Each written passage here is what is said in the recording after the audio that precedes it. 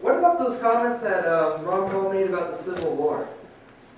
You know, first off, I don't mind telling you, and I don't know if I'd say this in the primary, I'm a longtime libertarian. I've been in the movement 10 years. I ran for state of Illinois controller, got 5% of the vote. I've done anything and everything in the libertarian movement, and apparently have a fellow brother in the room. That's a common mistake that people make. Personally, we shouldn't be talking about something that happened 150 years ago. Here. It is irrelevant to most of the problems on the board behind me. That said, what Ron Paul advocates is a peaceful solution to our conflicts, and all he's merely pointing out twofold. There was a peaceful solution to the federal government, to the Civil War that was following the Constitution. First off, he points to history. Most slavery conflicts were ended through monetary remuneration, reimbursement for slaveries. That would have been a potential peaceful solution. By the way, most people don't know this, but if you read the history, I think all 13 original colonies had slavery. Most of them got rid of it through peaceful means. Delaware, one of the first 13 colonies, fought for the Union. They were a slave state. New Jersey was a slave state. Pennsylvania was a slave state. How did you get rid of slavery in the North? It was through voluntarism. One thing on ending the Civil War and ending a lot of our conflicts and getting people to comply, coercion is the worst form of compliance.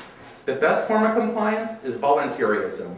And you have to convince people to do things in their own self-interest in order for them to do certain things and to comply. That's the points he's trying to make with the Civil War. And those are certainly the points he's trying to make in resolving conflict in the world today. I got a question.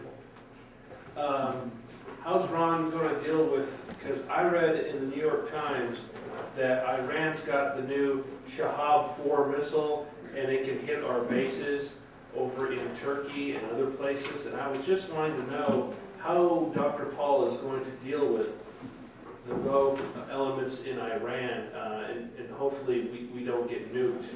How's he going to deal with them?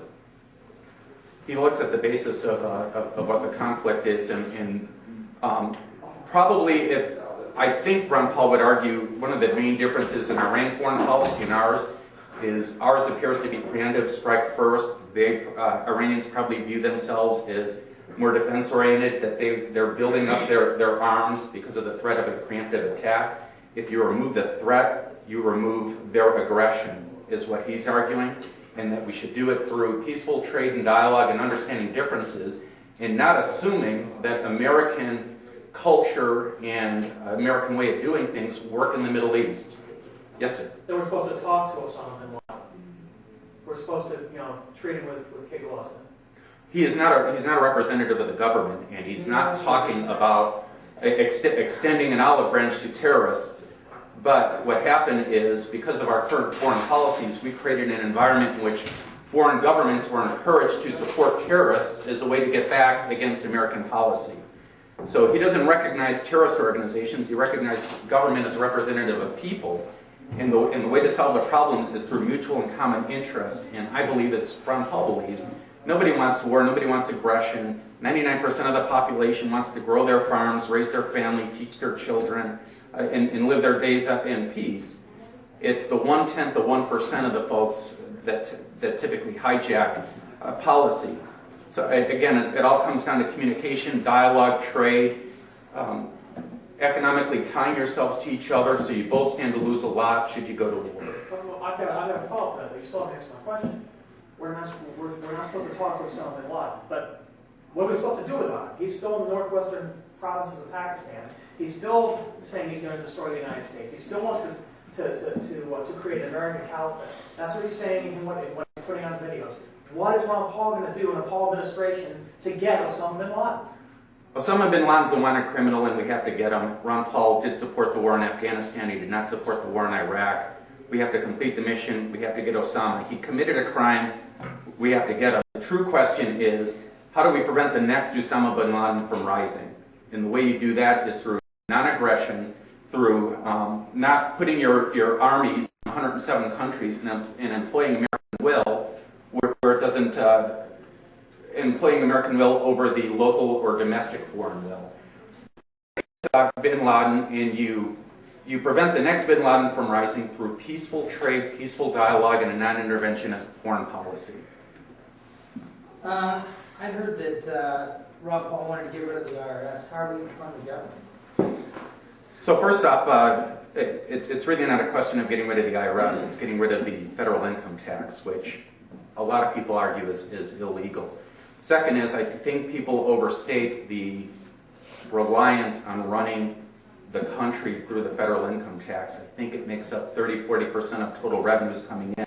He doesn't talk about abolishing all taxes. He talks about abolishing tax based on income, which is not supported by the U.S. Constitution. Our government budgets become so bloated that you get rid of the income tax, get rid of 30–40% of the budget, and you're still operating at about the 1995–1997 level.